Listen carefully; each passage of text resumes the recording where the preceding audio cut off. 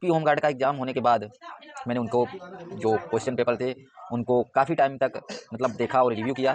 Then उसके बाद में मेरे हिसाब से जो कट ऑफ हो सकती है उस कट ऑफ को मैं आपके सामने रखूँगा और इससे पहले मैं आपको पीछे की तरफ ले जाऊँगा 2011 और 2012 की कट ऑफ को डिस्कस करूँगा, क्योंकि वहाँ से आपको एक आइडिया लगेगा कि कैसी कट ऑफ तब आई थी और अभी हम लोग कट ऑफ कैसी आ रही है। तो देखिएगा, पहले मैं आप लोगों को उस कट ऑफ को दिखा देते हैं ताकि आप लोगों को कोई डाउट ना रहे।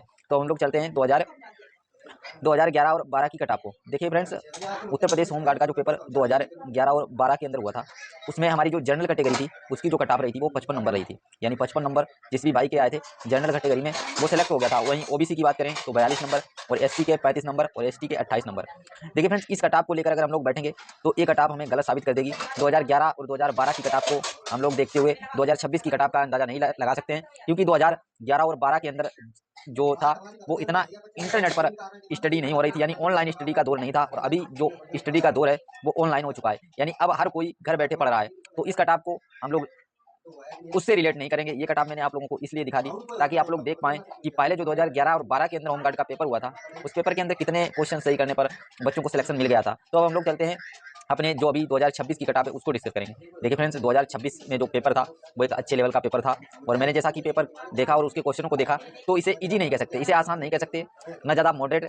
बाकी क्वेश्चन का जो लेवल था, जो क्वेश्चन पेपर था वो ठीक ठाक था, वो इसे कठिन ही कह सकते हैं, इजी नहीं कह सकते। तो जनरल कैटेगरी में जिस भी बच्चे के नंबर 67 से लेकर 72 के करीब में आ रहे हैं, यानी इसके एक दो ऊपर या इसके एक दो नीचे 67 लिखा है तो 65 भी जिस भी भाई के आ रहे हैं तो वो भाई बिल्कुल एक सेफ जोन के अंदर है, यानी वो भाई अपनी फिजिकल की तैयारी कर सकता है। जनरल के अंदर जिस भी भाई के 67 से 72 के बीच नंबर आ रहे हैं वो भाई एक सेफ जोन के अंदर है, वो अपनी फिजिकल की तैयारी स्टार्ट कर दे। वहीं ओबीसी की बात करें तो 62 से लेकर 65 तक, यानी 62 से लेकर 65 तक जिस भी भाई के नंबर आ रहे हैं वो भाई अपनी फिजिकल की तैयारी स्टार्ट कर दे और बेधड़क अपनी फिजिकल की तैयारी स्टार्ट करे, क्योंकि वो एक सेफ जोन के अंदर है। और जैसा कि मैंने कहा एक दो नंबर ऊपर नीचे हो सकते हैं।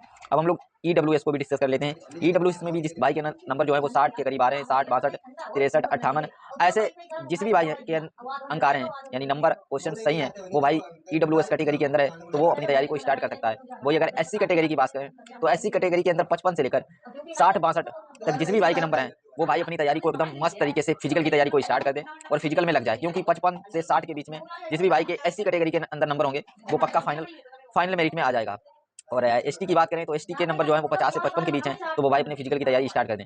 तो ये है मेरे अकॉर्डिंग जो भी कट ऑफ मैंने आप लोगों को बताई। इस कट ऑफ में एक और दो नंबर आप लोग प्लस माइनस कर सकते हैं, बाकी मेरे हिसाब से ये कट ऑफ है। मैंने पेपर को दिया नहीं है, लेकिन मैंने पेपर को सारी शिफ्ट के पेपर को एनालिसिस किया है, देन उसके बाद में एक एवरेज निकाला है और उसके अकॉर्डिंग मैंने ये कट ऑफ बताई है। मैं नहीं कहता कि यही कट ऑफ रहेगी, लेकिन मेरे आइडिया से ये कट ऑफ बिल्कुल सही कट ऑफ है और इसी के इर्द गिर्द कट ऑफ घूमेगी।